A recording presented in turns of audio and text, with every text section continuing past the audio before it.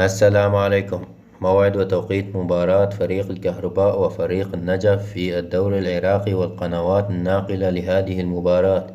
سيواجه نادي الكهرباء فريق النجف في ملعب الزوراء الرياضية في العاصمة بغداد يوم الأربعاء 14 ديسمبر 2022 في تمام الساعة 12 ظهرا بتوقيت تونس والمغرب والجزائر، الساعة 1 ظهرا بتوقيت مصر، الساعة 2 بتوقيت السعودية إن شاء الله. سيتم تحديد قناة لهذه المباراة لاحقا.